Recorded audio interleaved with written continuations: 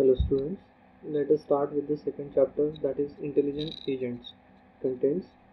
We begin by the concept of agents, agent function and agent program, how agent senses its environment and how it reacts. Next, we revisit the concept of rationality. Then we talk about the task environment where our agent will operate. We will see how to specify a task environment using Piaget's descriptor and various types of task environment. Then we outline basic types of agents. Lastly, we list out important questions from this chapter. An agent is anything that can be viewed as perceiving its environment through sensors. Based on some knowledge, it decides the action and acts upon that environment through actuators. So, if you consider a robot as an agent, its sensors will be the cameras and its robotic arms will be agents. Human agent has eyes, ears, skin as a sensory organs and hands, legs and other as the actuators. We already discussed robotic agent in previous slide. Next one is the software based agent whose sensors are the keystrokes, input file, network packets or timers, and it can react through file writes, screen messages, network packets. As discussed in previous video, agent's input is known as a percept and the complete percept history till that point is known as percept sequence. In general, an agent's choice of action at any given instant depends on the entire percept sequence observed till that day. The agent function is a function that maps any given percept sequence to an action, and this agent function for an artificial agent will be implemented in the form of agent program, and it will be running within some physical system. One simple example of vacuum cleaner world is shown here. This particular world has just two locations, square A and B. The vacuum cleaner agent perceives which square is it in and whether there is dirt in the square. It can choose to move left, move right, suck up the dirt or do nothing. One very simple agent function is the following. If the current square is dirty, then suck, otherwise move to other square. A partial tabulation of this agent function is shown in this figure. One obvious doubt is, over the period of time, there will be many entries in the table. Yes, it is guaranteed to fail. It is just for demonstration. When we implement this agent function in a agent program, it will be a forever loop like while one, taking one action in one iteration. As we are asking our agent to be a rational one, so how to decide that? Basically, environment goes through the sequence of states due to the agent's actions. If the sequence is desirable, then the agent has performed well. This notion of desirability is captured by a performance measure. Now we have two entities here, environment and agent, whether to decide based on the environment's state or agent states. Consider a performance measure of a vacuum cleaner agent. First one can be the amount of dirt cleaned up by the agent. Then to maximize the performance measure, it can dump it on the floor, then clean it up again and so on. Second one can be how many times we get the clean floor during a routine checkup. Second one is obviously more suitable. So as a general rule, it is better to design performance measures according to what one actually wants in the environment, rather than according to how one thinks the agent should behave. Now, the rationality depends on the four things. First one is the performance measure that defines the criteria of success. Second one is the agent's prior knowledge of the environment. Third one is the set of actions that the agent can perform. Last one is the agent's percept sequence to date.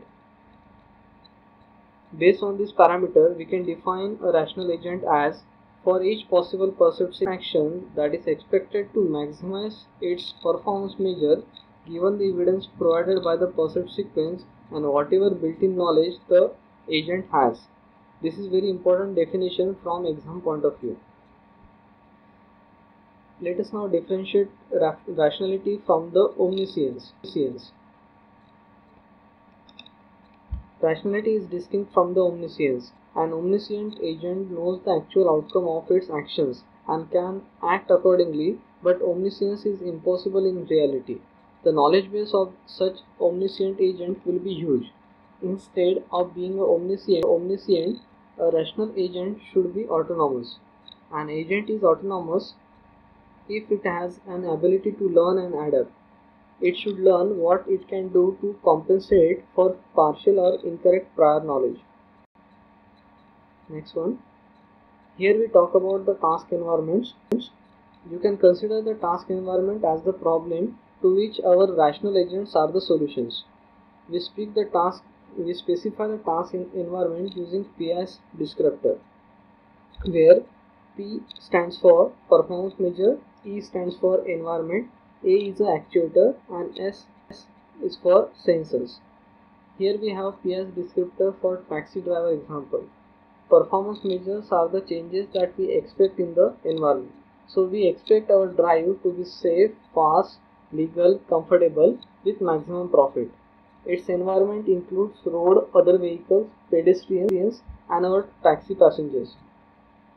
Actuators obviously are steering, accelerator, brake, horn, display, indicators, and sensors are cameras, sonars, GPS, and other sensors. Next one. These are some other examples. Please some are software agents too. Let us discuss different types of environment now. First category is fully observable versus partially observable. If an agent sensors give it access to the complete state of the environment at each point in the time, then we can say that the task environment is fully observable. An environment might be partially observable because of noisy or inaccurate sensors, or because parts of the states are simply missing from the sensor's data.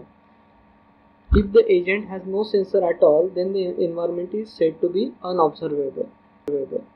Fully observable environments are convenient because the agent need not to maintain any internal state to keep the track of the world. Examples are chase has a fully observable, whereas taxi driving has partially observable environment. Next category is single agent versus multi-agent. If an agent operating by itself in an environment, it is a single agent environment. Other agents in the multi-agent environment can operate in competitive or cooperative mode with our agent. For example, crossword puzzle solver is a single agent environment. Chase has two agents working in a competitive mode. Taxi driving environment has cooperative multi-agent so as to avoid accidents. Next category is deterministic versus stochastic. If the next state of the environment is completely determined by the current state and the action executed by the agent, then it is stochastic. Example of deterministics are chase, tic-tac-toe solver. Stochastic environment is random in nature and next state cannot be predicted. Example is taxi driving. Next category is episodic versus sequential. In an episodic task environment,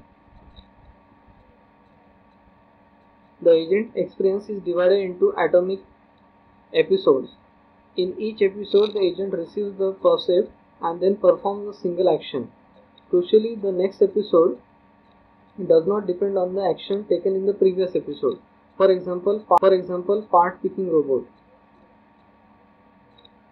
In sequential environment, on the other hand, the current decision could affect all the future decisions. Chase, tic-tac-toe solver, and taxi driving are sequential in nature. Next category is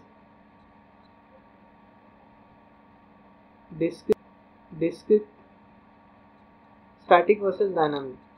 If the environment does not change over the time, then it is static, otherwise it is dynamic. Taxi driving is clearly a dynamic environment as the other cars and taxi keeps itself moving. Next one is discrete. Discrete environment has a limited number of distinct, clearly defined percepts and action, whereas continuous environment has unknown and rapidly changing data sources. These are some examples. Clearly partially observable, multi-agent, stochastic, sequential, dynamic, and continuous environment are the hardest working. So autonomous taxi driving agent experiences the hardest environment. Now we move our attention towards the agent. Briefly we can say agent equals to architecture plus program. Architecture is like a body of agent and program is like a brain. Agent program will run on some sort of computing device with physical sensors and actuators. We call these as architecture. We have these many types of agent program. Let us see them one by one. The first one and the theoretical one is table driven agent. Its program is shown in the figure. It receives person as a parameter and returns an action. Persistent can be thought of as a global data. We have percepts and table of actions as the persistent. This table is just like a table of vacuum cleaner agent function. So the procedure is current percent will be appended to the percept sequence. Entry for the current percept sequence will be looked up in the table and corresponding action will be written. Its drawbacks are it eventually has a huge table. It takes a long time to build such table, and there is no autonomy, means there is no learning. Next category is simple reflex agent. It responds directly to the current percept. It uses condition action rule. Here we have the example of vacuum cleaner. For every input it has a rule defined for it. If status is dirty, action is served. Otherwise move to the left or right compartment based on the location. To represent the structure of the agent, we are using some notations. We use rectangles to denote the current internal state of the agent decision process, and ovals to represent background information used in the process. So here background information is condition action rule, and the internal state of the agent decision process is what is the world is working of simple reflex agent is very simple. It senses the environment to check what the world is like now. Based on the condition action rule, it takes the action. Drawbacks are it works only if the environment is fully observable. Next one is model based reflex agent. They are suitable for partially observable environment as it handles the partial observability by keeping a track of part of the world it cannot see now. That is, the agent should maintain some sort of internal state that depends on the percept history. We need two kinds of knowledge to be encoded in the agent program. First, we need some information about how the world evolves independently of the agent. Second, we need some information about how the agent's own actions affect the world. Next category is goal-based agent. Goal-based agent act to achieve their goals.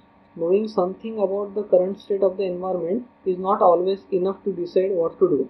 For example, at the road junction, the taxi can turn left, turn right, or go straight. The current decision depends on where the taxi is trying to get to. So the agent needs some sort of goal information that describes the situation that are desirable. Goal-based agents are suitable for search and planning problems where we can have defined goals. Utility-based agents try to maximize their own expected happiness or usefulness. Many action sequences will get the taxi to its destination, thereby achieving the goal, but some are quicker, safer, more reliable, or cheaper than others. This parameter decides the usefulness of the agent. Goals just provide the crude binary distinction between the happy and unhappy state. The agent's utility function is essentially an internalization of the performance measure. The last category is learning agents. It has four conceptual components. First one is learning element. It is responsible for making improvements. Second one is performance element. It is responsible for selecting external actions. Next one is critique. It provides feedback. The learning element uses feedback from the critique on how the agent is doing and determines how the performance element should be modified to do better in the future. Problem generator, it is responsible for exploration. It is responsible for suggesting action that will lead to new and informative experiences. Basically, learning allows the agent to operate in initially unknown environments and to become more competent by interacting with the environment. These are some important questions from the chapter. Definition of rational agent, TS descriptor, types of task environment, and block diagrams of any agent are the most important questions from this chapter. Just to start, we defined rational agent, then we talked about performance measure, we studied how to specify the environment using PS descriptor, then we saw different types of environment. Some are more favorable like deterministic, fully observable, static, etc. and others are difficult to work in. The nature of task environment directly affects the appropriate design for the agent program. Then we saw this equation. This program will run in some computing device with physical sensors and actuator known as an architecture. Lastly, we discuss different types of agents starting with simple tool-based, simple reflex agent, model-based, goal-based, utility-based, and finally learning agents. The reference is our textbook. Thank you for being a patient listener. Thank you.